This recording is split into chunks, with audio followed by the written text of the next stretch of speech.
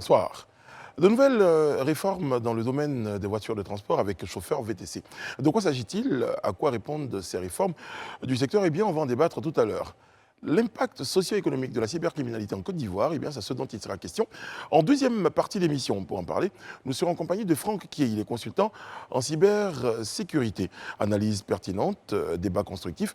Ce qu'il faut retenir de l'actualité, c'est notre Live Talk. Bienvenue.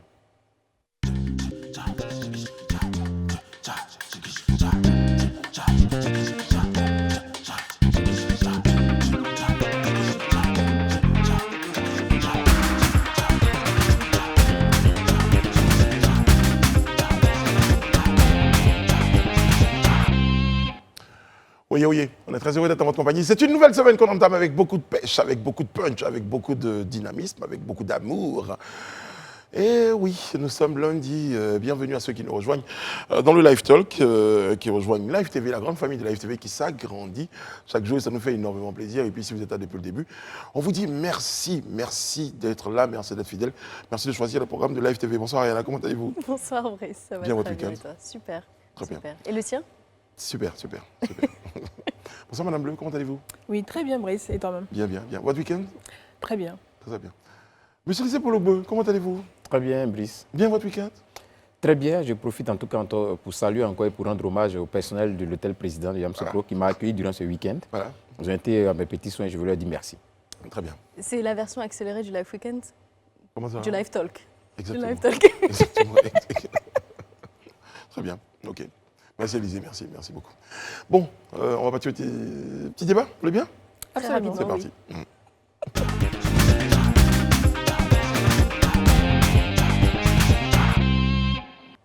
Et bonjour également à nos followers, aux personnes qui nous suivent sur Internet, sur les pages des réseaux sociaux. Une nouvelle disposition donc, dans le domaine des VTC en Côte d'Ivoire.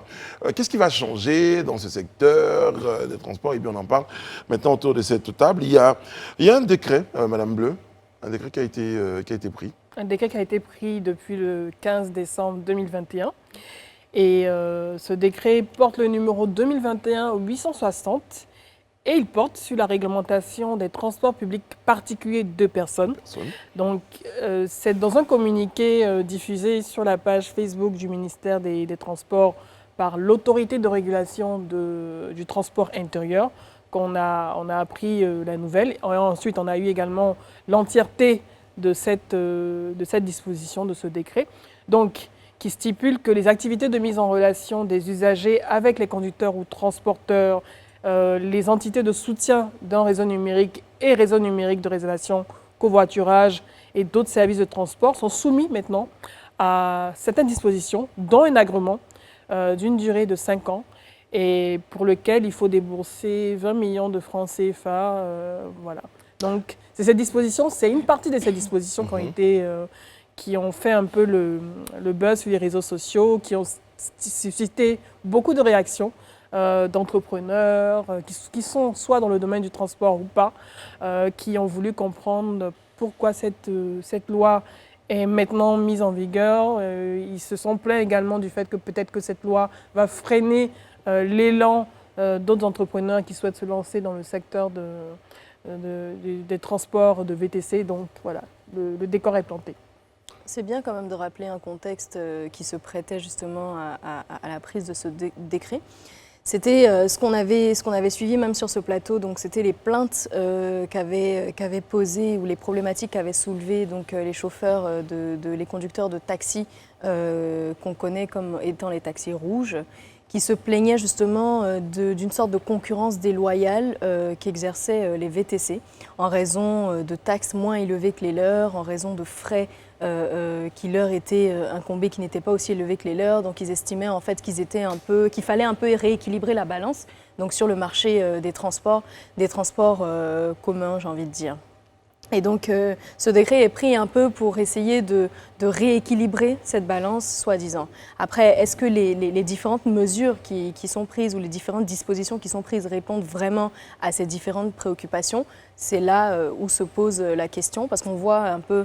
Bon, on ne sait pas pourquoi est-ce que c'est maintenant que ça réveille un tel bruit sur les réseaux sociaux, parce que c'est de là que tout est parti depuis hier. Mais en tout cas, les plaintes sont du style les montants sont trop élevés. Après, c'est bien de souligner quand même que sur les réseaux sociaux, il y a pas mal d'informations, j'ai envie de dire de déformation de l'information qui ont pu être observées. Notamment, certains pensent que les 20 millions s'appliquent donc aux chauffeurs ou aux propriétaires des différents véhicules, alors que ce n'est pas du tout le cas. Ce sont des frais donc, que paieraient les entreprises, c'est ça, les entités morales de mise en relation des VTC et des particuliers pour obtenir un agrément pour exercer en fait cette activité.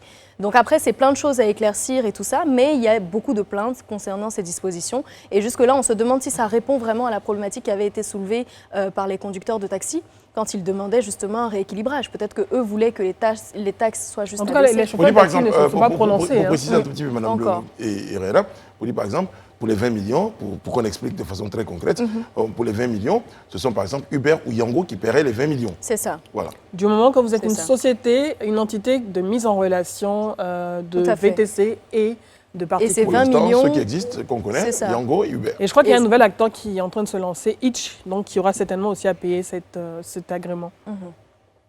Très bien. Il y a une autre condition également dont on parle, c'est la fameuse condition des chevaux, qui, semble-t-il, dans l'interprétation des uns et des autres, mettrait de côté un certain nombre de véhicules, vous vous en souvenez? C'est ça. Donc, je pense que c'est lié à la puissance donc, des moteurs des différents véhicules qui sont censés être à usage donc VTC. Et effectivement, ils ont demandé un minimum de 114 chevaux. Ouais. Quand on sait que, par exemple, des véhicules comme les Alto, comme on les appelle communément, sont très, très utilisés dans ce secteur-là. Ils sont autour de 84, je pense. Voilà, 68 chevaux. 68, ouais, voilà, quelque chose comme ça. Et donc, ça les met déjà à part, en fait, ces véhicules. On se demande, est-ce qu'ils pourront toujours circuler? Est-ce qu'ils ne pourront plus circuler? Quel est l'outil de contrôle même de circulation? On a reçu les confidences d'un agent du ministère des Transports, donc sous l'anonymat, qui dit que le texte n'impose pas de marque. La question de la puissance du moteur, par exemple, cela est pour éviter des accidents. Il y a des situations sur la route qui demandent un dégagement rapide. Allons-y comprendre qu'une voiture plus puissante peut permettre de sortir plus facilement de certaines situations qui pourraient être source d'accident. Bon, il est nécessaire de réglementer. Je trouve que c'est pas très cohérent. Mais justement, le dégagement rapide lié à la puissance du véhicule. Donc on va prendre ça, oui, bien sûr, on va prendre ça au conditionnel.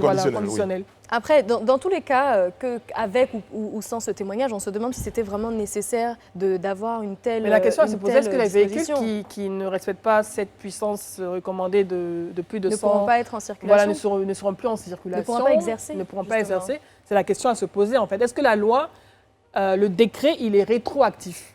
Donc c'est la question à se poser. Est-ce que par exemple les acteurs actuels que sont Yango et Uber, au regard de ce décret de décembre 2021, auront à payer également voilà, cet agrément, à être soumis à tout ce qui a été signifié ici, puisqu'on c'est pas rétroactif. Donc la question est à se poser. Est-ce que ça concerne seulement les nouveaux entrants? C'est ça. Normalement, ça ne devrait pas. Normalement, ça devrait pas parce qu'on sait que les seuls acteurs, en tout cas pour l'heure, qui sont connus sur le marché, c'est ceux que tu as cités. Et si on veut régulariser ce secteur, ce serait justement d'appliquer ces différentes règles ou dispositions à ces acteurs qui existent déjà. J'ai une question que je me pose de façon très simple. Sur la base de quoi cette affaire de dégagement rapide éventuellement, en tout cas qui parlerait de la puissance de chevaux, dans ce cas, on devrait retirer tous les véhicules de ce type parce que si c'est lié à un problème de dégagement rapide pour éviter des accidents, dans ce cas, il faudrait retirer tous ces types de véhicules-là de la circulation. Et puis, ce n'est pas seulement concernant les VTC. On sait que ces véhicules sont utilisés pour les taxis rouges, les taxis communaux, les taxis communaux jaunes. Enfin, c'est vraiment un problème qui ne concerne pas que les VTC. Mais en plus, ce que je veux dire, c'est que est-ce qu'on est parti sur la base, par exemple, qu'il y a eu un nombre d'accidents qu'on a constatés par manque de dégagement rapide qui soient liés à ces véhicules, là où la puissance de certains véhicules. Je veux bien comprendre un peu sur quoi ça a été. Non, mais Brice, moi je pense même que ce n'est pas utile qu'on poursuive le débat sur ce taxe-là, dans la mesure où toi-même tu l'as reconnu tout à l'heure en indiquant que comme c'est des informations reçues sous le sceau de la confidence, ce n'est pas des choses pour lesquelles vraiment on doit pouvoir épiloguer, pour moi, en tout cas longtemps dessus. Je crois qu'on ne pourra en discuter que lorsqu'on aura une voix officielle qui donnera ça comme un Mais les argumentaire. nouvelles prédispositions. Non, je suis en train de ça parler du figure, en tout dégagement, cas. je suis en train de Ok, parler de la d'accord. question du dégagement D'accord. rapide dont D'accord. il parlait tout à l'heure. Donc ça, quand on aura une voix plus officielle du ministère, je pense que ça a fait Mais ce que Rihanna voulait dire, c'est que ce qui est factuel, c'est que dans le on a décret, une on dit limitation, les véhicules Suzuki. voilà, on a un minimum. Oui, non, là, j'ai parfaitement compris. Je crois, hein, comme le décret l'explique si bien, c'est dans la dynamique de réglementer le secteur du transport qu'un certain nombre de mesures, que ces mesures ont été prises. Oui, parce que, pardon Élisée, je vous interromps rapidement, mais parce que ce qu'on n'a pas dit sur ce plateau, c'est que par exemple, il y a la visite technique, il y a un certain nombre d'autres détails qui sont à l'intérieur. Bien sûr, ce n'est qu'un aspect de tout ce décret-là voilà, qui concerne les VTC, parce qu'il y a plusieurs articles dans le décret. Donc ça, c'est ce qui concerne juste les VTC. Et comme moi je le note, hein, je me dis que déjà, il y a une chose qu'il ne faut pas perdre de vue. Pour moi, on a choisi un système économique libéral, donc un système qui privilégie la concurrence. Logiquement, si on a choisi un tel système, ça veut dire que tout ce qui doit être pris comme mesure doit être des mesures incitatives, logiquement qui doivent booster cette volonté-là d'entreprendre et tout ça. Et c'est à cela que moi je trouve, à titre personnel, parce que je me suis permis quand même de faire un peu d'investigation, je trouve à titre personnel que le montant qui est demandé à titre d'agrément, pour moi, je l'ai trouvé un peu excessif, de 20 millions.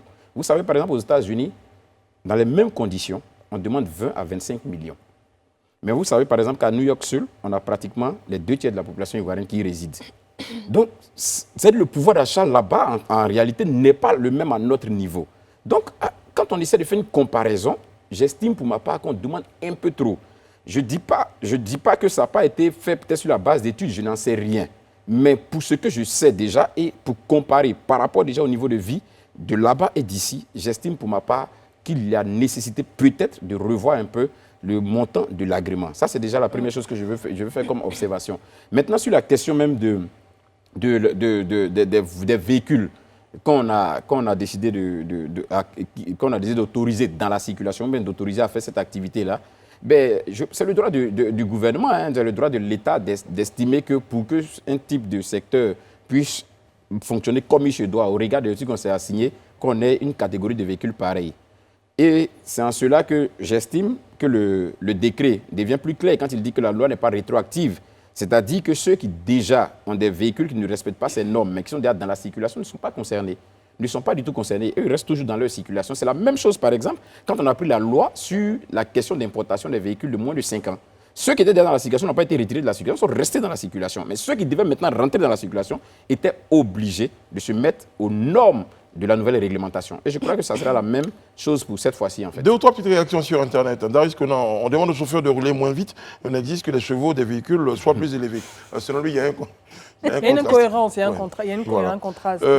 Stéphane Boua Kanga, vous avez dit dégagement rapide. Donc, selon lui, il faut qu'on fasse attention parce qu'il y a un risque d'incongruité. Je n'ai pas trop compris pourquoi. Ouais, parce qu'on parle de dégagement rapide, donc je ne sais pas pourquoi. Et en ce qui concerne la réaction de Stéphane Blankson, nous comprenons que cette loi est taillée sur mesure pour contenter les taxis rouges en imposant un certain nombre de puissances et contenter aussi les gérants de VTC que sont Yango et Uber.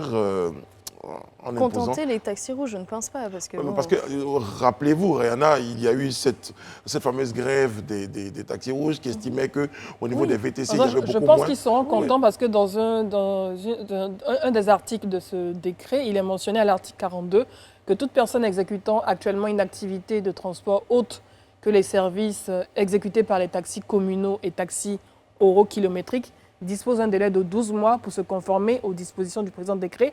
Et ils sont également soumis, les chauffeurs de VTC, ils sont également soumis au même type de contrôle technique que les chauffeurs de taxi euro-kilométriques. Donc je pense qu'ils ont eu un gain de cause. Ils peuvent peut-être estimer que ça va les contenter, mais je pense que ça sera pour un court instant, parce qu'ils vont se rendre compte que malgré toutes ces mesures, je ne pense pas en tout cas qu'ils puissent faire plus de chiffres, parce que je pense que leur plainte était surtout liée à la marge bénéficiaire dont ils bénéficient. C'est surtout ça. Ouais. Et un autre point que je voulais soulever depuis, c'est lorsqu'on soulève tous ces points-là, on se dit mais sur quoi finalement se sont basées ces différentes dispositions, parce qu'on on n'a rien de transparent sur les différentes motivations qui ont poussé à ça. Est-ce que ce sont des dispositions qu'on a juste vues ailleurs et qu'on applique ici? Est-ce qu'on a tenu compte des réalités du terrain pour les mettre, en tout cas, sur la table? Ou est-ce que c'est basé sur des études, sur des constats? Je pense que le ministère a des experts qui ont certainement fait ce travail de recherche, de benchmark, de vérification et de réflexion avec les acteurs du secteur pour arriver en tout cas à ce décret. Maintenant, concernant le montant de l'agrément, donc de 20 millions, je partage l'avis d'Élysée, je le trouve excessif également, je le trouve très élevé. C'est une barrière à l'entrée, alors qu'on veut favoriser des champions nationaux, on veut créer des entrepreneurs, des acteurs locaux dans le domaine du transport. Même si on veut le réglementer, il est normal de réglementer, mais un montant de 20 millions, c'est une véritable barrière à l'entrée. Je trouve que c'est assez discriminatoire. Et déjà, à quoi va servir cette taxe ou ce montant à payer pour pouvoir bénéficier d'un agrément? Mais quand vous présentez comment ça sera utilisé? Madame Lecamp, présentez la situation comme étant, oui, on veut promouvoir des champions nationaux, mais pensez qu'aujourd'hui, des sociétés comme Yango ou Uber, pensez que 20 millions... non, mais je ne parle pas de ces sociétés, je parle de créer des acteurs locaux dans ce secteur. C'est même pas ça, on parle des critères, sociétés étrangères. On parle des critères qui ont permis de dire, c'est 20 millions. Voilà ce qu'on propose, parce qu'on en fait un débat. Je vous propose par exemple qu'on reçoive dans les prochains jours un des responsables donc, du ministère du Transport et nous-mêmes, nous irons donc au contact. Parce que l'objectif de ce premier débat, c'était de provoquer des réflexions. Et je réponds à un internaute qui disait pour quelle raison nous n'avions pas sur le plateau donc un responsable. Je dis non, la première raison d'un débat, c'est de provoquer des réflexions. C'est des réflexions à chaud. Voilà. Et à partir de cet instant, nous prenons contact avec, pour la prochaine étape, parce que c'est structuré. Donc première étape, provoquer des réflexions, créer le débat. Et la prochaine étape, donc avoir les explications du ministère du Transport. Ceci dit, on va avoir plus vu entendu.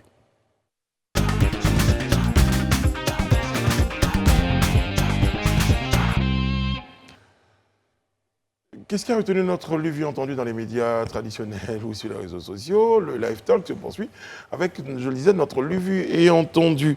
Une publication du ministère de l'Éducation nationale de l'alphabétisation sur sa page Facebook en date du 20 mars 2022. Opération spéciale établissement d'actes de naissance, 21 mars au 8 avril 2022. 69 523 élèves du CM2 sont sans extrait d'actes de naissance. Wow. C'est un chiffre quand même alarmant, et surtout à l'approche des examens à grand tirage. Il est important que les enfants qui participent à ces examens à grand tirage et qui n'ont pas d'extrait de naissance puissent avoir leur statut et régularisé assez rapidement. Il est important également de savoir que la déclaration des naissances est obligatoire et c'est gratuit, donc pour les parents. Et j'espère que les parents concernés par cette information prendront rapidement les dispositions pour pouvoir délivrer des extraits de naissance à leurs enfants. Non, mais c'est comme Edith le dit, c'est juste aberrant de voir ce nombre, de voir que 69 000 quand même élèves en classe de CM2. Donc c'est de dire combien de temps est-ce qu'ils ont passé sans extrait de naissance. Je veux dire, l'extrait de naissance, c'est le premier papier de façon terre à terre qui justifie notre existence, qui justifie, j'ai envie de dire, notre début de citoyenneté. Donc c'est juste aberrant de voir ça. Après, moi je m'arrête un tout petit peu sur le délai du lundi 21 mars au vendredi 8 avril. Est-ce que ce n'est pas un peu court pour des parents qui ont laissé s'écouler entre 8 à 10 années sans donner ou chercher à avoir d'extrait de date de naissance pour leurs enfants? Est-ce qu'en 2 semaines c'est jouable? Comment ça se passe au niveau de la procédure administrative? Il y a des audiences foraines qui se feront, Élisée Bouloubeu. Oui, effectivement, comme tu le dis, il y a des audiences foraines. Mais au-delà même de ce fait-là, je voudrais un peu revenir sur cette situation-là. Moi, ça me pose une réflexion, celle même au-delà du fait que certains parents n'ont pas fait les extraits d'actes de naissance, ça pose même la problématique de je ne dirais pas la démocratisation, mais l'accessibilité même au registre d'état civil. Je pense que jusque-là, la procédure semble être un peu complexe et puis c'est un peu difficile pour beaucoup de personnes. C'est vrai qu'on dirait, bon, tu as besoin d'un extrait, tu vas à la mairie, tu établis ton extrait, mais ce n'est pas forcément tout le monde qui a cette possibilité-là aussi. Pourquoi? Non, j'explique. Par exemple, quelqu'un qui est né, je prends un exemple, dans une zone rurale, où il n'a pas accès à une mairie en tant que telle pour établir un extrait d'acte de naissance. Là, peut-être à la sous-préfecture, à la limite, ou à la sous-préfecture, il va aller dans le département principal. C'est toute une procédure, c'est un cheminement long. est-ce qu'il n'y a pas une procédure au niveau de l'État qu'on peut mettre de telle sorte que l'État civil se rapproche davantage des populations les plus reculées, de sorte qu'on puisse établir... Oui. Mais je veux dire, du CP1 au CM2, ça fait entre 5 et 6 ans. Donc vous avez 6 ans. Non, mais ça, on est en train Vous n'avez déplacer, jamais mais venu en aller ville. dans c'est la ce que j'explique. Ça, on est en pour le train... faire. Non, ça, tout arrête sur le cas spécifique des élèves de CM2. Moi, j'en ai te parler même des extraits de naissance de n'importe quel enfant. C'est-à-dire, peu importe, même s'il est né, il est petit. Moi, c'est de ça que je suis en train de parler, justement. Oui. Il y a nécessité, à un moment, quand même, qu'on essaie de... Même nous-mêmes qui sommes adultes, même l'établissement des extraits de naissance, tu peux aller t'arrêter à une mairie pendant des heures, pour juste te faire établir un extrait d'une date de naissance. C'est pas tout le Non, monde je qui a pense force. pas que ça prenne autant de temps Mais maintenant. on estime, que, de on estime quand même établir, que si on le fait l'extrait de pendant des naissance. heures, c'est parce qu'on estime que c'est important. Non, mais Et ça prend on pas a autant de besoin. Je suis temps. d'accord, je On suis a entièrement besoin, d'accord. ouais. C'est parce que c'est important justement qu'on veut l'établir qu'on selon veut le vous, faire. Mais Une question, Élisée, qu'est-ce qui selon vous serait plus facile? C'est la proximité. Qu'on sensibilise les gens pour qu'ils se rapprochent un tout petit peu des centres pour établir les actes de naissance ou qu'on selon décentralise. ou bien qu'on soit obligé de mettre un mécanisme encore pour que ces personnes-là Mais se qu'est-ce qui a rapprochent. motivé le gouvernement à faire les audiences foraines? Qu'est-ce qui a fait que le gouvernement a voulu à un moment faire des audiences foraines? Parce qu'on a constaté à un moment qu'il était difficile, qu'on avait plusieurs personnes qui n'avaient pas de papier. Donc on a estimé à ce moment précis-là qu'il fallait qu'on leur donne une certaine citoyenneté. Donc il fallait qu'on rapproche cette administration-là de ces administrés-là. Et c'est ça, là, on doit faire en sorte que ce ne soit plus quelque chose de ponctuel. Mais c'est pas l'audience foraine, monsieur C'est ce que Boulou. j'explique. Ça ne doit pas être quelque chose de ponctuel, ça doit être quelque chose qu'on doit établir dans le temps. Il faut qu'on trouve des mécanismes pour que l'État se rapproche davantage des populations. C'est important. De façon permanente, en fait. C'est ce que je veux dire. Il ne faudrait pas qu'on ait des opérations spontanées, des opérations ponctuelles, mais que ce soit quelque chose qui s'établisse dans le temps. C'est la même chose, par exemple, quand on parle de la révision de la liste électorale. C'est un exemple que je prends, peut-être je sors un peu. Mais ce n'est pas des choses qu'on doit attendre quand on est dans l'année électorale de le faire. Mais c'est chaque année, on doit pouvoir réviser ces listes-là. C'est des systèmes qu'on doit pouvoir mettre en place pour fluidifier en tout cas, il y a un vrai besoin donc, d'établissement donc, de ces extraits de date de naissance. On a parlé donc, de la possibilité de jugement supplétif. Donc, on n'oublie pas que passer le délai de 3 mois après la naissance de l'enfant, il faut saisir le tribunal pour obtenir. Ça devient plus compliqué. Ça devient encore plus compliqué et c'est plus gratuit, c'est payant. Mais les établissements ont également leur responsabilité parce que quand on va inscrire son enfant, quel papier est-ce qu'on donne pour pouvoir identifier l'enfant? Sur quelle base est-ce qu'on fait l'inscription? C'est un peu le chat qui se mord la queue. Parce que quand on va dire, bon, on a besoin de ces papiers avant d'inscrire l'enfant, après on dira qu'il y a beaucoup d'enfants qui ne sont pas inscrits parce qu'ils n'ont pas de papiers. Oui, bien sûr. Et on dit que l'école est gratuite. Donc, oui. voilà, tous les enfants ont le droit d'aller à l'école. Donc, ils viendront avec un carnet de naissance. Voilà, mon fils est né à tel truc. Sur la base du carnet, on dit, bon, OK, qui rentre à l'école et puis on continue. Mais je pense que les audiences foraines qui sont prévues permettront de rattraper en tout cas sur l'État, de permettre aux parents de pouvoir rapidement régulariser la situation de leurs enfants. Il faut qu'ils passent ce Maintenant, je veux aussi c'est nécessaire. terminer. C'est vrai que je voudrais qu'on nuance un peu mes propos parce qu'il ne faut pas que les gens aient l'impression que je suis en train de lancer un boulet de canon sur l'état civil. Nous, en tant que citoyens, on a une responsabilité. Notre citoyenneté, nous devons nous battre pour l'avoir, quels que soient les moyens. C'est vrai qu'aujourd'hui, on n'a pas le standard d'un certain nombre de pays, qu'on dirait des pays ou par exemple, internationaux. des déclarations même par SMS. Voilà, c'est-à-dire qu'aujourd'hui même, ça existe, il y a des numéros uniques même. Oui, C'est-à-dire moi, je ne me existe. balade plus avec un extrait. C'est-à-dire que je suis dans un pays développé, je ne me balade plus avec un extrait. Je suis juste dans mon numéro d'identifiant unique, ce que la Côte d'Ivoire, le système que la Côte d'Ivoire est d'ailleurs en train de mettre en place. Avec ce numéro d'identifiant, quand j'ai besoin de n'importe quel papier, il suffit juste que je me rende dans un coin, on me dit on a besoin d'extrait, je donne mon numéro d'identifiant, on signale ça dans l'état civil, ça revient directement à l'entrée. Ça ne passe même pas par moi, je n'ai même pas besoin de ça. Donc ça, c'est le système qu'on est en train de mettre en place. Mais nous, en tant que citoyens, avant qu'on y arrive, il faut qu'on comprenne qu'on ne doit pas monnayer nos citoyennetés. Il faut qu'on ait cette responsabilité-là de pouvoir nous doter de nos papiers. C'est ce qui fait qu'on dit aujourd'hui, tu es un citoyen tel, tu es un citoyen tel. Donc s'il y a des efforts à faire, on le fera. C'est vrai que souvent, l'accueil dans les agences, souvent laisse à désirer, mais c'est des efforts qu'on doit pouvoir faire chacun. Yassine Kouakou fait une proposition sur nos pages des réseaux sociaux. Yassine Kouakou nous dit, je propose par exemple l'ouverture de bureaux d'état civil dans les maternités afin donc de faire une déclaration systématique et ensuite offrir le premier timbre à la déclaration. C'est une proposition. Oui, c'est une proposition. Je crois que c'est pas tombé dans le Déjà, à la maternité, on a la possibilité déjà de recevoir un premier document avec le nom de l'enfant, le nom des parents, et c'est ce qui nous permet de pouvoir aller. Voilà, tout comme l'enfant est né en même temps, si on peut Exactement. déclarer à On côté. déclare en même temps Voilà, et puis c'est je fait. crois que c'est pas mal comme proposition. Il faut un En tout agent cas, d'état civil moi, dans les j'ai juste souvenir maternités. que dans certains établissements, quand on vient inscrire son enfant à l'école, on donne poulet. Ah si. Non, Brice. Ah, si, on donne. Si, je peux te donner des exemples. Mais c'est pas grave de donner le poulet et l'extrait d'acte de naissance à côté. Non, il n'y a pas des gens qui disent non, Non, mon faudrait mon que fils vient à l'extrait l'école, arrive. donc voici poulet. En attendant attendant, que voici un l'extrait poulet. arrive. Il n'a qu'à commencer, puis après jusqu'au CM2, on se rend compte qu'on a donné le poulet à la place de l'extrait de naissance. Il faut faire attention. On va à la pub à tout de suite.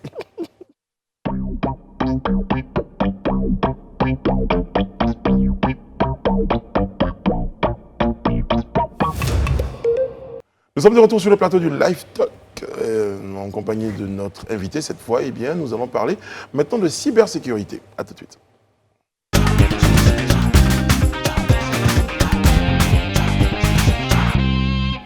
Attention, ce que je vais dire est très important. Franck Kiké est notre invité, il nous a rejoint. Il est consultant en cybersécurité, associé gérant du Cyber Ops Consulting, un commissaire général, j'ai pris l'accent anglophone, de Cyber Africa Forum. Bonsoir Franck, comment ça va? Bonsoir, bonsoir. J'ai dit tout ça là quand on te voit. On voit que tu es très jeune, je relativise. Oui, c'est bien. En tout cas, on est content de savoir que tu es, je tutoie Franck. Hein, oui, bien sûr, bien sûr. Le 26 avril 2021, si ma mémoire est bonne, exactement, présent sur ce plateau-là. On parle tout à l'heure de consultant en cybersécurité. Bon, pour ceux qui n'ont pas suivi l'émission, pour ceux qui te découvrent, qu'est-ce que c'est qu'un consultant en cybersécurité? Un consultant en cybersécurité, en fait, c'est un consultant qui aide les différentes organisations à renforcer tous leurs processus, toutes leurs solutions pour améliorer la protection de leurs données. Donc très succinctement, voici ce que c'est un consultant en cybersécurité. Donc tu empêches que les gens viennent hacker nos informations, prennent notre argent. C'est exactement ça. Et tout ça, c'est important aussi. Voilà, c'est ça. Le brouteux, en l'occurrence. Mais avant de parler de tout ça, est-ce que tu peux nous dresser un peu ton parcours? C'est vrai que Brice a parlé de ta jeunesse, mais je veux dire, tu as forcément un parcours très important dans ce secteur. Tu peux nous dresser tout ça? Pourquoi j'avais fait ça? Oui, bien sûr. Alors, oui, merci Edith pour la question. Alors, j'ai un parcours, on va dire, diversifié d'à peu près une dizaine d'années dans le domaine du conseil. Donc, en ce moment, je suis consultant en cybersécurité, mais avant ça, j'ai travaillé en cabinet de conseil aussi et d'audit dans le domaine du conseil financier.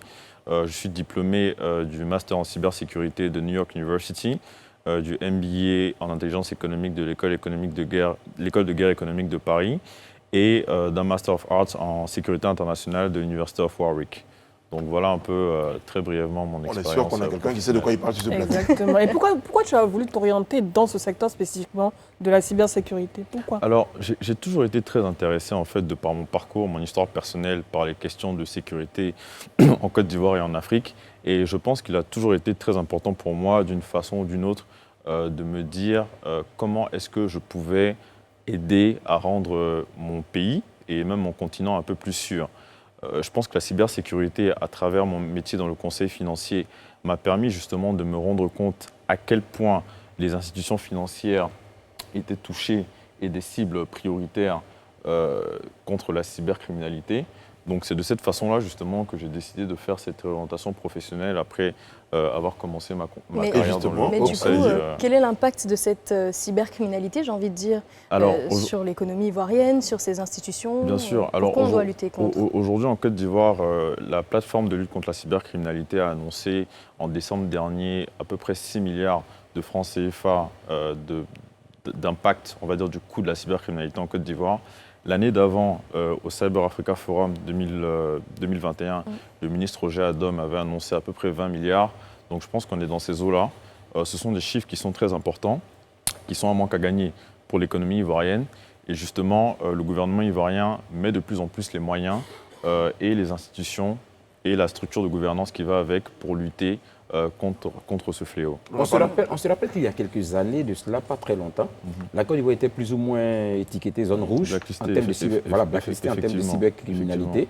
Aujourd'hui, quelle est la situation? Sommes-nous sortis de cette liste? Si nous sommes sortis de cette liste, quelles sont les actions qui ont été menées pour qu'on sorte de cette liste? Aussi, on n'a pas ressorti, qu'est-ce qu'on peut mener? Alors aujourd'hui, je pense que c'est très variable. C'est-à-dire que je ne pense pas qu'il y ait de liste, on va dire en guillemets, en tant que telle, mais c'est vrai qu'il y a certaines institutions, des solutions de paiement que je ne nommerai pas forcément, ou des institutions qui proposent justement des services de transfert d'argent, où quand on veut faire des envois ou des retraits depuis la Côte d'Ivoire, c'est un peu plus compliqué. Néanmoins, depuis quelques années, la Côte d'Ivoire a entrepris plusieurs réformes dans le domaine. Aujourd'hui, on a une plateforme de lutte contre la cybercriminalité qui existe depuis 2013, si je ne me trompe pas, et qui fait un travail remarquable. Aujourd'hui, on reçoit par exemple ils reçoivent à peu près 5000 plaintes par an avec un taux de résolution d'environ 50%, qui est un des plus élevés au monde. Donc je salue, en tout cas je félicite les équipes du colonel Ouattara qui font un très grand travail. Le gouvernement ivoirien a annoncé en décembre dernier la mise à disposition de 18 milliards de francs CFA qui seront investis sur la période 2021-2025 pour créer un Conseil national de cybersécurité sous l'autorité de Monsieur le Premier ministre et d'une autorité nationale de lutte de cybersécurité également. Donc il y a plusieurs actions qui sont menées. Il y a une réglementation en termes de lutte contre la cybercriminalité qui existe, une autre sur la protection des données également. On a ce qu'on appelle en Côte d'Ivoire aussi un centre de réponse à incidents. Donc toutes ces actions qui sont menées au niveau institutionnel, parce qu'il faut donc les structures de gouvernance, au niveau juridique, donc avec les lois et la réglementation qui permet de lutter efficacement contre la cybercriminalité, et puis enfin au niveau des infrastructures, avec l'investissement justement dans des solutions, dans des solutions justement qui permettent de pouvoir lutter efficacement contre. Est-ce qu'il y a une synergie dans cette action-là entre les pouvoirs publics et puis le secteur privé et les consultants comme vous, par exemple? Alors aujourd'hui, justement, à travers une initiative comme le Cyber Africa Forum, c'est ce qu'on essaie de créer. Donc on essaie justement de ramener autour de la table donc, le secteur privé, qui est l'acteur principal de l'économie du pays, et puis le secteur public qui, lui, justement, a la possibilité de mettre en place le cadre législatif, le cadre réglementaire et institutionnel également, pour pouvoir permettre au secteur privé de pouvoir agir et se développer de la meilleure façon possible. Alors, M. Kié, je reviens aux formes, hein, parce que je crois qu'il y a quelqu'un qui a été choqué du fait qu'on vous tutoie. Non, je t'en prie. Donc je dis, bon, ça va faire plaisir à notre téléspectateur. Alors, là, on parlait tout à l'heure de cybercriminalité, on a parlé du volet économique, mais j'ai vu que dans votre intervention, parce que je suis obligé là maintenant, dans votre intervention, vous parliez aussi de protection des données. Globalement, qu'est-ce qui crée un peu le terreau en Côte d'Ivoire de cette montée de la cybercriminalité? Est-ce que c'est la méconnaissance de l'outil du digital? Qu'est-ce qui crée ça? Alors, je ne pense pas que ce soit un phénomène qui soit propre à la Côte d'Ivoire. Je pense qu'aujourd'hui, il y a plusieurs phénomènes. Je pense notamment à la Covid-19, qui a accéléré un peu la transformation digitale et l'usage de plus en plus important des outils numériques, qui font que nous sommes de plus en plus exposés aujourd'hui à l'usage des téléphones portables, des tablettes et des ordinateurs, et qui font que naturellement, nous et nos données sommes beaucoup plus exposés qu'avant. Naturellement, on en parlait juste avant le plateau avec Edith, si on n'est pas suffisamment sensibilisé ou informé sur les risques qui vont avec l'utilisation de ces outils, on est plus exposé. Donc aujourd'hui, il y a un vrai travail de sensibilisation à réaliser, donc c'est un des objectifs du Cyber Africa Forum justement, mais aussi un travail de proposition concrète pour voir comment on peut apporter plus de solutions pour limiter les enjeux et les dégâts de la cybercriminalité. On aura l'occasion de parler du forum. Dans la question de je précise Brice, juste on va parler tout à l'heure du forum dans ces détails. Oui, dans ta question, moi je lisais plutôt qu'est-ce qui fait qu'il y a cette cybercriminalité? Quelles sont les motivations des cybercriminels, j'ai envie de dire? Alors, je pense que est-ce que c'est la pauvreté? Ce sont des motivations, on va dire, économiques, naturellement. Mais ce qu'il faut voir, en fait, c'est voir la cybercriminalité comme un phénomène holistique. C'est-à-dire qu'il ne faut pas le voir uniquement comme un phénomène économique, parce que derrière ce phénomène économique, on a aussi des jeunes qui sont souvent dans des situations assez dramatiques. Donc il y a un phénomène aussi derrière social, donc c'est un phénomène socio-économique. Donc c'est une approche il faut avoir une approche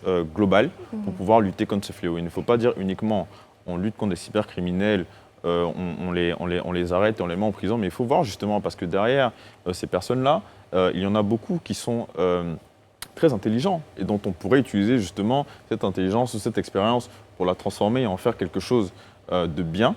Donc il faut vraiment avoir une approche beaucoup plus globale et pas uniquement une approche économique sur le sujet. Mais non, j'ai une autre question. On est dans un monde qui est malheureusement en proie à plusieurs conflits. Et on sait que maintenant, la guerre n'est plus forcément physique. Effectivement. Elle est surtout... Elle n'est plus seulement militaire. Plus militaire, elle est surtout cybernétique, Exactement. avec des attaques qui se font sur les États. Et il y a beaucoup de menaces avec des groupes qui exercent leur influence et qui font des demandes de rançon à travers ces attaques.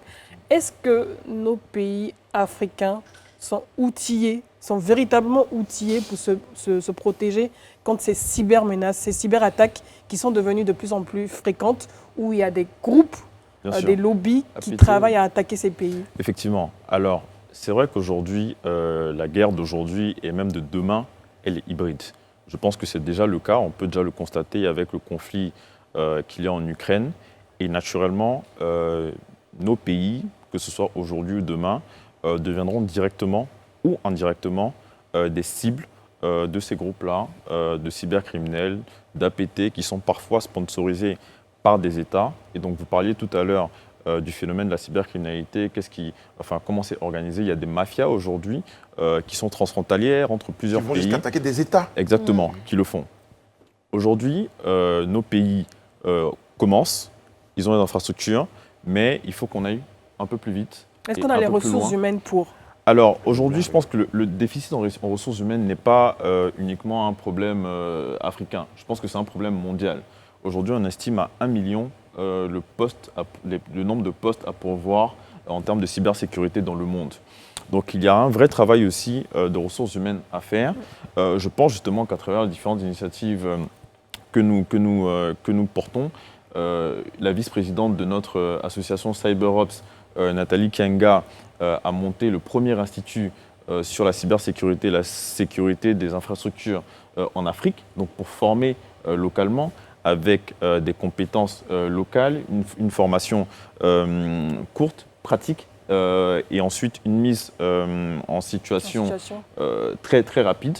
Donc c'est ce genre de schéma-là qu'il faut qu'on essaye d'adopter justement pour former rapidement et puis insérer dans le tissu socio-économique les personnes conformes. D'accord, Franck, excusez-moi, mais je note ici que, comme vous l'avez si bien dit, des actions sont menées au niveau de l'État, en tout cas pour pouvoir se donner les moyens de lutter contre la cybercriminalité. Mais on ne peut pas revu, par exemple, que les États comme les États-Unis ont fustigé, ou du moins ont dénoncé le fait qu'il y aurait eu potentiellement une attaque de cyber dans les élections présidentielles. On a vu ce que ça a créé entre la Russie et les États-Unis. Effectivement. Bon, des pays à un certain niveau de développement qui sont confrontés à de telles situations. Bien sûr. Est-ce que ce n'est pas des choses qu'on doit réellement craindre et éventuellement, en plus de ce qui a été déjà fait, est-ce qu'il n'y a pas d'autres mécanismes ou d'autres éléments qu'on peut, à votre niveau, proposer pour renforcer le dispositif sécuritaire? Alors si, c'est des choses qu'on peut craindre. C'est des choses qu'il faut craindre. Il faut être très clair là-dessus.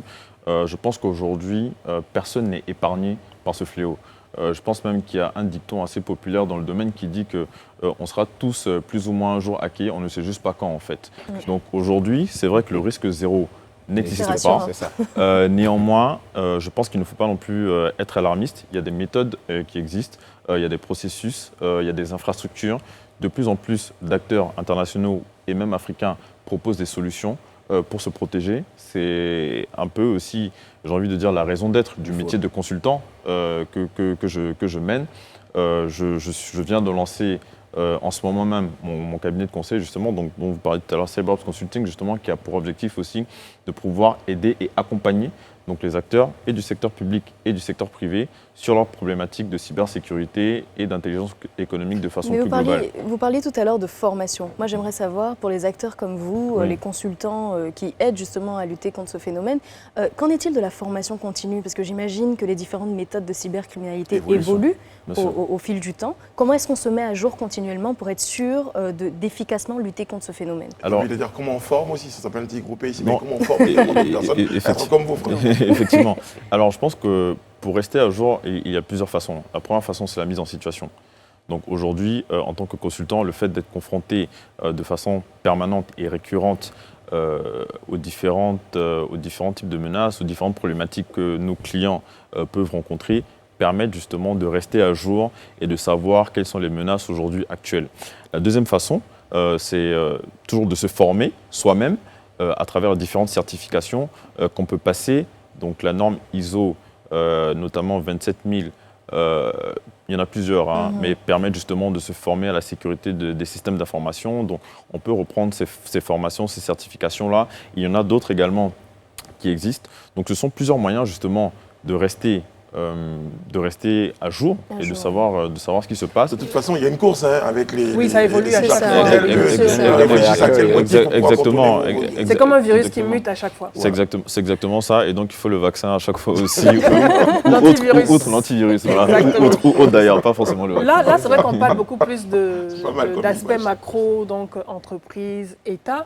Mais pour les populations qui nous écoutent, pour les particuliers qui nous écoutent, les citoyens qui nous écoutent, quels sont les petits gestes quotidiens à adopter pour se protéger des menaces. Parce que de toute façon, qu'on soit un État, Les premières qu'on barrières soit un de protection. pays, qu'on soit Rihanna ou Brice ou Élysée, on est tous susceptibles d'être attaqués ou Effectivement. on a déjà été attaqués. Donc comment se Non, protéger au effectivement, quotidien? je Les pense- bons gestes. Non, je pense que les bons gestes partent déjà par de la sensibilisation. Je pense qu'il faut soi-même faire attention aux sites internet qu'on visite, aux emails qu'on reçoit, aux liens sur lesquels on clique, et puis même, je pense, de façon générale, aux informations qu'on partage soi-même en fait sur internet et sur les réseaux sociaux. Aujourd'hui, à travers vos différents profils sur vos réseaux sociaux, vous pouvez partager certaines informations personnelles qui peuvent permettre justement à des cybercriminels de faire ce qu'on appelle de l'ingénierie sociale et donc de savoir où vous travaillez, dans quel pays vous êtes et pouvoir justement développer des cyberattaques qui permettront de vous atteindre vous ou bien même d'autres personnes de votre entreprise et donc de mettre à mal cela. Donc je pense qu'il faut être très vigilant sur ce qu'on fait sur Internet, l'utilisation de nos téléphones Même portables. venir avec une clé USB de la maison au travail et l'insérer dans les Exactement. les Ben, ordinateurs du bureau. Aujourd'hui, la plupart, enfin, j'ai eu l'opportunité de travailler en Europe. Aujourd'hui, la plupart des entreprises ne permettent même plus Oui. en fait d'insérer en fait une clé USB parce qu'on s'est rendu compte justement à travers certains exercices qu'on faisait dans les entreprises où on prenait une clé USB qu'on déposait et on regardait combien de personnes allaient prendre la clé USB pour la brancher sur leur ordinateur. Je crois que 80% ou un chiffre aussi effarant des personnes prenaient, ne savaient même pas ce que c'était et la mettaient. Aujourd'hui, avec une clé USB que vous branchez, vous pouvez potentiellement avoir un ransomware, donc un rançon logiciel qui va verrouiller votre ordinateur et potentiellement contaminer tous les autres ordinateurs qui sont sur le réseau. Et donc, tant que vous ne payez pas de rançon, vous ne pouvez pas récupérer et avoir accès à vos données. Donc, potentiellement, pour un geste aussi anodin, vous pouvez mettre à risque toute votre entreprise et d'autres organisations par ricochet. Donc, il faut faire justement très attention à tout cela et à tout ce qu'on branche sur nos ordinateurs, tous les liens qu'on clique, tous les liens qu'on reçoit. On est submergé aujourd'hui par une quantité et un flux d'informations absolument incroyable. Donc il faut arriver à rester quand même vigilant pour faire attention à ce qu'on fait et ce sur quoi on clique. On parlera hein, de ce qu'on a aujourd'hui, ce que la Côte d'Ivoire nous propose en termes de... On en parlait tout à l'heure des premiers gestes, je pense à la barrière en même temps pendant que je parlais, Bien sûr. des premiers gestes parce que... Ce sont des gestes barrières numériques aussi, effectivement. Exactement. Bien sûr. Je Excellent. suis dans la poésie, merci beaucoup. On parlait de Et les belles images, ça permet de mieux comprendre, en tout cas pour les Exactement. téléspectateurs. Similitude. C'est bien. C'est important. Bon, comme il y a toujours des gens qui prennent l'émission en cours, il y a encore quelqu'un qui s'était posé la question pourquoi on avait tutoyé M. Eke, mais bon, ça a été réglé. Je peux vous assurer que ça a été réglé il y a quelques minutes déjà. Donc, soyez Ils sont rassurés. très protecteurs de Voilà. leurs invités, ouais. Très Les protecteur. internautes. Très gentil. Mais il y a quelqu'un d'ailleurs qui l'a répondu, mais bon, comme j'ai 15 secondes avant la pub, je me permets donc de répondre à M. Kwao pour lui dire c'est bon, ça a été réglé entre l'invité. Sur ce, on va à la pub.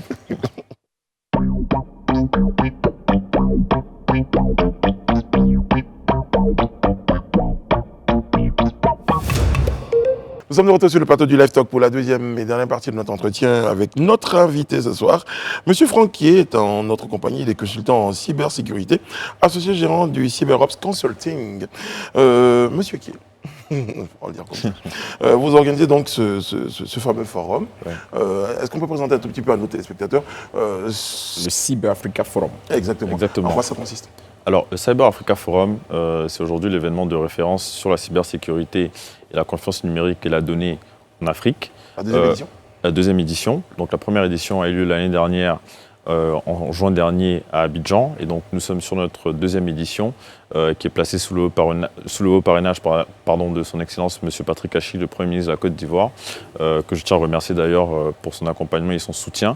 Donc ça montre, comme je vous disais tout à l'heure, justement, l'engagement des autorités ivoiriennes à promouvoir des initiatives qui vont dans le sens du renforcement de la cybersécurité de notre pays.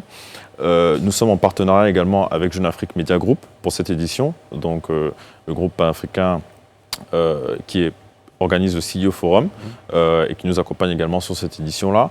Et nous prévoyons aussi, en tant que comme nouveauté, donc, un espace d'exposition qui permettra justement à nos partenaires de pouvoir présenter leurs solutions. Et le thème de cette édition donc, sera souveraineté numérique et protection des données, levier de croissance pour le continent africain. Parce qu'aujourd'hui, avec la digitalisation croissante de nos économies, il est important pour tous les acteurs de l'écosystème de savoir et de comprendre comment utiliser des solutions qui permettront justement de protéger leurs intérêts et leurs données. Mais avant ça, revenons un peu sur la première édition, parce qu'il faudrait qu'on sache un peu quel bilan est-ce qu'on en tire, Bien sûr. qu'est-ce qu'on apprend de cette première Quelles sont les édition. recommandations qui ont été faites lors de la première édition? La première Et leur édition, mise en œuvre. Voilà. la première Un tir édition a vu... pardon, j'ai pas entendu. Ça s'appelle C'est un tir Ah d'accord, groupé. c'est compris, Voilà. oui, Voilà, effectivement. c'est 3 questions. La première édition donc, a vu à peu près 700 participants d'une trentaine de pays, à peu près 50 à 60 partenaires qui nous ont accompagnés, une dizaine de sessions. Et ce qu'on disait justement, pour nous, l'objectif, c'était de mettre le risque cybersécurité au cœur des enjeux de l'Afrique. Donc on voulait vraiment, pour cette première édition, avoir un enjeu de sensibilisation et de permettre en fait de créer une saine émulation et de créer justement un momentum, si je peux dire ça, sur les questions de cybersécurité en Afrique. Avec cela, il y a eu plusieurs recommandations que nous avons faites, notamment sur la nécessité d'avoir cette agence de cybersécurité en Côte d'Ivoire et d'autres également sur la nécessité de renforcer la formation en termes de ressources humaines, les investissements dans les infrastructures. Et nous sommes plutôt satisfaits, vu qu'après cette première édition-là, des participants qui étaient présents à Abidjan, qui n'étaient pas forcément ivoiriens mais africains, justement, ont décliné dans la sous-région ou même dans d'autres pays d'Afrique cette initiative-là. Donc nous sommes très heureux de voir que nous avons été la locomotive et le moteur justement pour permettre à toutes ces initiatives-là de se développer. Mais aujourd'hui, nous préparons donc cette seconde édition de cet événement qui se veut justement la référence dans le domaine en Afrique. Qui tiendra où, comment? Alors, c'est les 9 et 10 mai 2022 au Radisson Blu à Abidjan. Qui peut participer? Et qui est-ce que vous attendez à cet événement? Alors, à cet événement, nous attendons principalement donc, des décideurs du secteur public et du secteur privé. Nous attendons plusieurs ministres de l'économie numérique d'Afrique qui viendront justement pour prendre part à ces échanges, des directeurs d'agences aussi nationales de cybersécurité de plusieurs pays africains qui viendront parler coopération, lutte contre la cybercriminalité, et puis des décideurs économiques, des patrons d'entreprise, des dirigeants d'entreprise qui viendront justement pour savoir à quels risques leurs industries et leurs entreprises font face, et des experts en cybersécurité pour proposer des solutions en face et voir comment renforcer la sécurité de l'information de ces différentes... Quel est le lien entre... Est-ce que vous avez des liens avec l'Alliance Smart Africa qui est basée au Rwanda, puisque la Côte d'Ivoire a le lead sur la cybersécurité? Et effectivement. Alors, nous travaillons en étroite collaboration avec Monsieur le ministre Roger Adom, que je remercie également pour tout son soutien et son appui dans nos différentes activités. Et nous sommes rentrés en contact également avec l'Alliance Smart Africa pour voir dans quelle mesure effectivement ils pouvaient aussi participer à notre événement et contribuer justement à cette synergie d'action, parce que notre objectif justement c'est d'être un acteur qui permet et qui favorise la structuration de l'écosystème cybersécurité en Côte d'Ivoire et en Afrique pour avoir en fait des actions coordonnées. Avec une stratégie claire. Exactement, et qui permettent justement d'avoir une visibilité sur ce qu'on fait. Je peux vous assurer, Franck, hein, vous faites bien, vous êtes à côté de Madame Bleu, elle doit avoir du bon contact à Smart Africa. Si elle en parle, c'est jamais comme ça. Alors il y a un petit débat avant de permettre à Élisée de poursuivre, un petit débat sur la toile. Quelqu'un dit c'est gratuit? Non, on le dit, c'est sûr que oui. Alors on a quelqu'un sur place pour nous donner l'information. Alors les inscriptions se font sur notre site internet, donc cyberafricaforum.com. Et donc les participants sont attendus sont principalement les cibles que je vous ai énoncées tout à l'heure. L'événement est gratuit, mais soumis à validation des organisateurs. Voilà. Donc voilà, c'est un événement, on va dire, plutôt B2B, donc spécialisé avec des entreprises leaders dans leur domaine d'activité. Nous avons le plaisir et la joie d'accueillir sur notre événement des sponsors et des partenaires de premier plan, tels que Huawei, Orange, le groupe Ecobank, Sébastien, CCDoc et Cette Afrique et j'en passe. D'autres partenaires et sponsors avec qui nous sommes en cours de finalisation encore. Donc c'est vraiment un événement justement qui rassemblera des entreprises de premier plan dans leur secteur d'activité et dans la cybersécurité. D'accord. Ok. Vraiment, la question était bienvenue parce qu'elle ouvre en fait le chantier sur lequel je voudrais réagir. Bien sûr. C'est vrai qu'il y a la phase solennelle du forum, c'est les 2 jours au Radisson Blu, qui a une cible bien définie, Mais nous savons que la lutte de la cybercriminalité concerne tout le monde. Est-ce qu'il est prévu un programme, après cette phase solennelle, à l'attention de la jeunesse, afin d'en faire, si vous voulez en fait, une armée vraiment préparée pour la lutter contre la cybercriminalité? Alors, cybercriminalité. Si vous voulez, l'événement n'a été que la suite logique du premier volet que nous avons créé, qui était notre association CyberOps. Donc l'association CyberOps, le but de l'association, c'était de sensibiliser sur le risque cybersécurité en Afrique. Nous avons et nous continuons de mener plusieurs actions de sensibilisation auprès de plusieurs publics. Nous produisons régulièrement du contenu donc pour sensibiliser sur les risques et les solutions et les attitudes, les bonnes mesures à adopter. Nous organisons des webinaires pour parler de sujets en lien justement aussi avec la cybersécurité. Et nous prévoyons de faire des sessions de sensibilisation. Grand public? Oui, grand public, justement pour renforcer ce travail de sensibilisation. Nous avons mis également en place un comité consultatif composé de personnalités éminentes du monde du numérique, de la technologie, de la finance. Et je suis très heureux qu'Edith soit là, car elle fait partie justement de ce conseil consultatif-là. Donc il y a vraiment un aspect beaucoup de choses associatif. Après la prof d'histoire géo. CyberOps, l'aspect plus institutionnel avec justement le Cyber Africa Forum, et puis un aspect aussi un peu plus business avec le cabinet de conseil justement où on accompagne les entreprises sur leurs problématiques. Donc on essaie vraiment justement d'apporter des solutions sur toute la chaîne de valeur et de répondre à notre humble niveau à cette problématique, à ce fléau qui fait des ravages dans le monde. Aujourd'hui, en Afrique, on parle d'à peu près 4 milliards de dollars de coûts de la cybercriminalité. Je pense que c'est un chiffre qui est néanmoins, je pense, sous-estimé parce que toutes les cyberattaques ou bien tous les cybercrimes qui se passent. Tout le monde voilà, ne dit pas qu'on a été tout n'est pas forcément répertorié. Que ce soit les banques ou... J'ai perdu de l'argent récemment, mais exactement. Donc voilà, donc je pense que l'ampleur du phénomène est beaucoup plus importante que cela. Et donc il faut, dès maintenant, avant que l'on représente, comme je le disais tout à l'heure, une cible beaucoup plus importante, prendre les actions nécessaires pour pouvoir agir et anticiper afin d'être à la hauteur des enjeux qui nous attendent aujourd'hui et demain. Rez Nibe Ushisha nous dit tiens, ça c'est pour nous les moisis. Non, en tout cas, on a rappelé que pour participer, vous vous inscrivez sur la plateforme et vous avez la possibilité. Donc, c'est quand même sécurisé. Donc, les promoteurs donc, de l'événement vont donc approuver votre participation. Donc, on n'a pas besoin d'être riche ou pas pour pouvoir participer à ce forum-là. Merci beaucoup, Monsieur Kié, d'avoir été sur notre plateau. Merci à vous. En tout cas, merci d'être là. Et votre présence nous rassure sur le fait que nos données sont en sécurité. En tout cas, du travail est fait chaque jour. Et donc, je disais au quotidien, pour que ces données-là soient protégées. Et on voulait vous remercier. Merci. On sera tous présents à ce forum-là. Et merci d'avoir été sur notre plateau. On était très heureux d'être en votre compagnie. On vous donne rendez-vous demain sur ce même plateau pour un autre numéro du Live Talk. Prenez soin de vous et des autres. Que Dieu veille sur vous et qu'il veille sur la Côte d'Ivoire. À demain.